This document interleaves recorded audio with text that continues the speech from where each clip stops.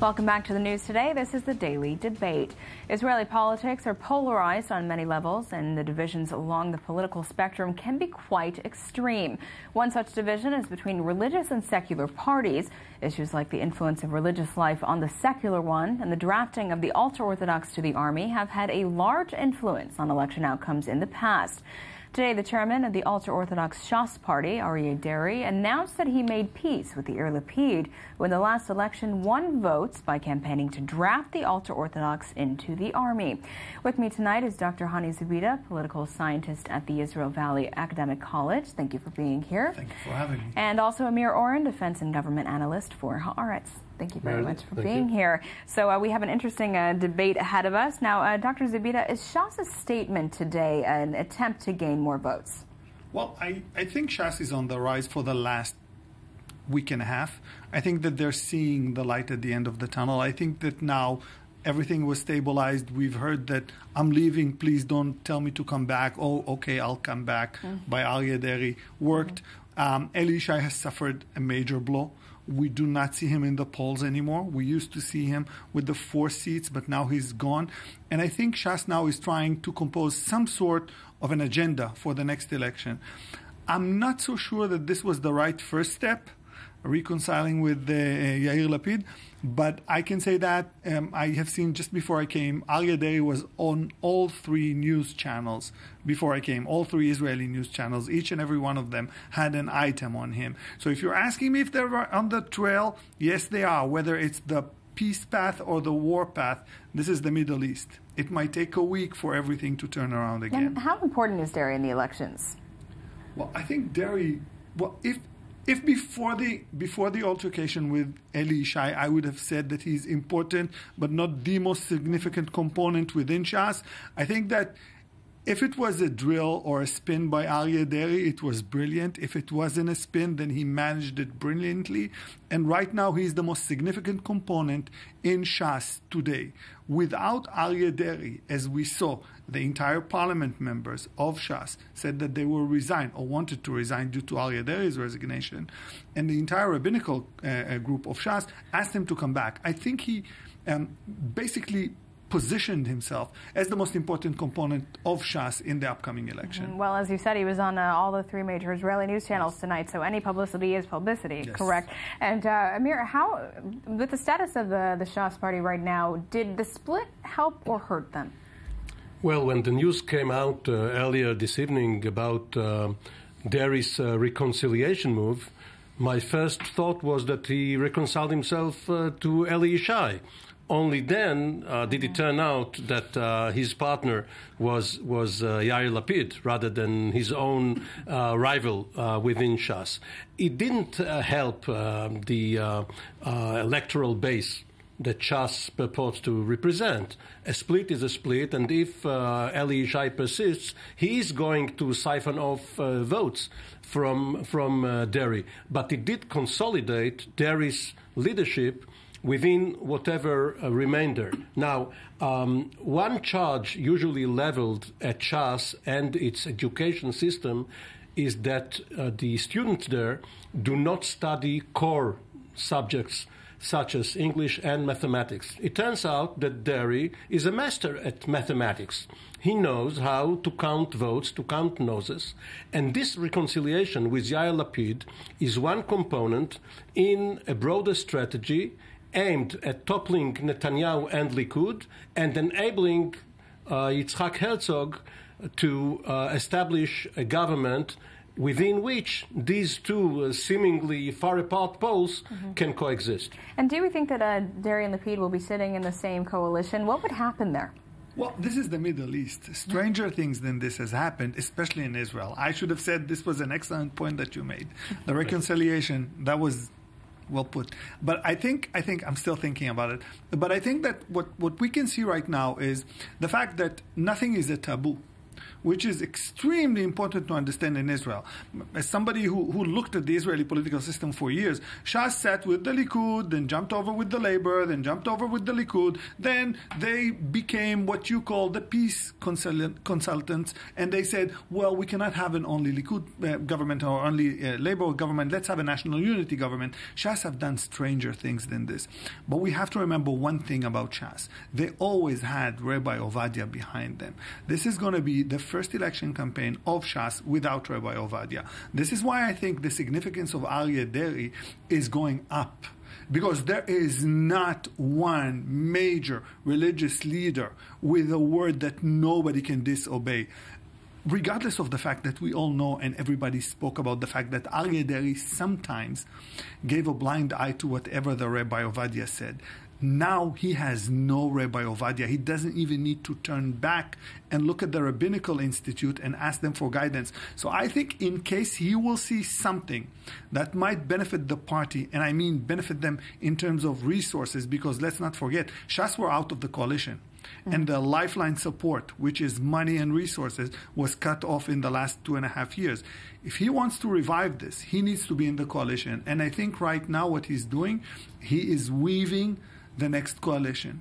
He is doing that. Although he's not going to be the premier, he is weaving it for the premier to be, in his eyes, Yitzhak Herzog. So we were summoned here to debate, but but you are agreeing. I can't disagree with what Dr. Zubida said. I would like just to add that there is what one may call the Orthodox paradox. And this has to do with Rabbi Ovadia Yosef, who was the major attraction, the vote magnet for Shas. But regarding Aryeh Deri's leadership, also interfered with his room for maneuver.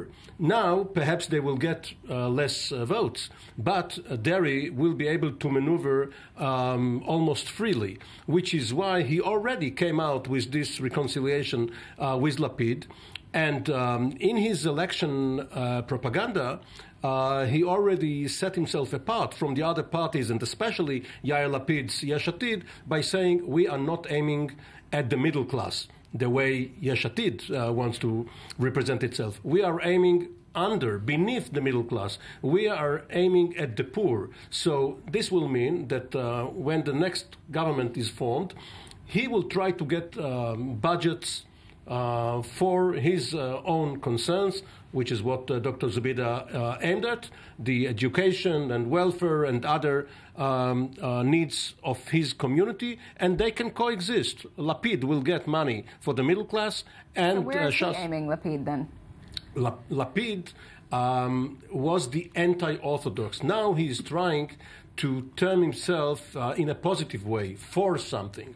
He is trying to better the lot of the younger generation, the salaried post-graduate youngster who wants to form a family, cannot buy an apartment. Right, exactly. He's big on the housing issue here in Israel, which is extremely expensive. The average couple, which Lapid aims at, would have at most 2 kids. Deri's voters would have 6, 8, 10 kids. Right, their needs are completely different. It's a whole different ball game. They're not even playing on the same courts. But I think the major facet here is the anybody but Netanyahu coalition, which is forming. You know that in Israeli politics, such personal vehemence used to be kept to intra-party politics. Ben-Gurion versus Eshkol in the old Mapai. Other than one. Ben-Gurion versus Menachem Begin, which he never said his name. Yes, but this was not mutual. Yes, I agree. This was one-sided. Unilateral, yes. But Ben-Gurion versus Eshkol, and then Rabin versus Peres. Now, for the first time, we see that Benjamin Netanyahu, personally, is anathema to most of the other leaders of the parties.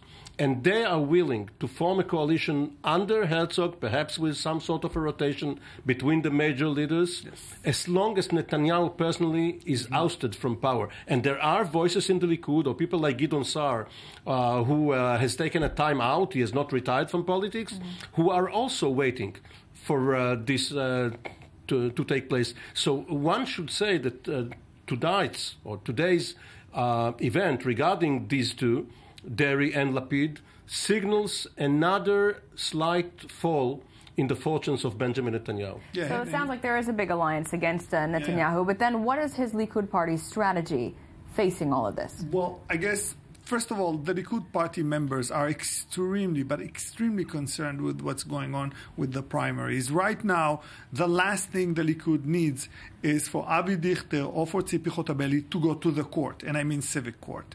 Right now, it's within the Likud, and if this goes out of the Likud, I saw a letter that was sent to him by a group of people from the Likud Center urging him, please take one of the places that you allocated for yourself and give it to Dichter. We do not need this thing to go up. The other thing, which is extremely unbelievable in this case... This is the former head of the Shabak. Shabak, yes, and former Kadima, former Likud, so on and so forth. The other issue that needs to be taken into consideration, the sideline of the Likud, or the replacement bench, is steaming. This has never been the case. People are now asking questions, and people called me and said, you know what? We have a question. Why isn't Kahlon in our party? Why did we have to lose Kahlon? What is going on with this guy? This guy was the #1 minister we had for a long time. Bibi told all of his ministers, become more Kahlonism. He said that out loud in front of the press. Everybody likes him. He's member of the Likud, always stayed in the Likud. Why did we ostracize him? And now he has his own party. Yes. What did we do? Now, nobody knows. Now, there's one important thing to be said. Last time we made the mistake of evaluating Yair Lapid at 10 to 11 to 12 seats because we did not look at the work he did out in the field. This time, I'm not going to make the same mistake, at least myself. I'm going to be very careful because he's doing the same thing over again. And I should stress that Kahlon is doing the same thing. They went back to the handshake and the straight look in the eyes politics. They want to shake as many hands and they want to bring as many people into their talks. And right now within the Likud, people are concerned. They're concerned because they see their sons and their daughters, as they call them, all over the party system, and we have to understand Tzipi Livni is also the daughter of the Likud, and they're asking me what has happened to us? Why are we bleeding out with all these names? And the answer, most of them fear, is up to Netanyahu. So this is a flashback one can add to Meridor and others, yes. But can I appeal to you, Meredith, to commute the sentence that Dr. Zubida has already judged himself for regarding his mistake for last time. You weren't mistaken, because until a day or two before the elections, some people, mostly youth, were still contemplating either Bennett or Lapid, yes. Strange as it seems. Now, despite the hostility between Bennett and Netanyahu wants to merge with Bennett, yes, because he is afraid that President Rivlin will give Herzog the right of first refusal after the elections. He believes that if Likud and the Jewish Home Party that Bennett heads merge, and of course Bennett will get at least the defense portfolio, perhaps even a rotation as prime minister, then they will emerge as the major party and Rivlin will have no choice. Yes. Now, this again is causing a lot of consternation within the Likud and even within the Netanyahu household. Of course, of and course. We just seen an alliance between... Bogi is up in arms for this notion. But also Mrs. Netanyahu is said... Yes. We know her history with Ayelet Shaked and with Naftali Bennett, as they used to work with Benjamin Netanyahu, and they split over.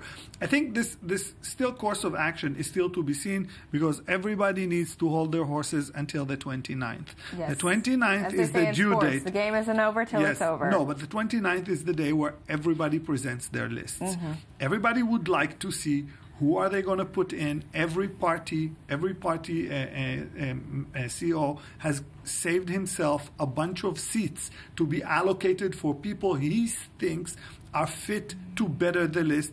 And I think right now what we will see at the 29th is the break it.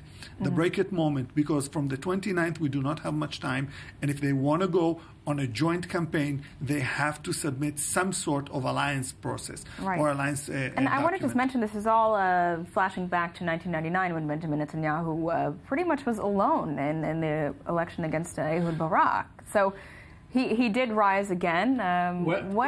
Well, you know, in '99, first of all, there was the direct election to the prime ministership in addition to the Knesset list. Also, there was the third man, Yitzhak Mordechai, who hated Netanyahu's guts too, and joined forces with other Netanyahu haters like Dan Meridor and Ronnie Milo, right, and Amnon Lipkin-Shahak. This time around, yes, there are similarities because Netanyahu has managed to alienate, as Dr. Zubida said, many of the Likud stalwarts, people who still see themselves as the real Likud. This is what Moshe Kahlon is saying. The fighting family. Yes, I am the real Likud. I'm the Menachem Begin Likud.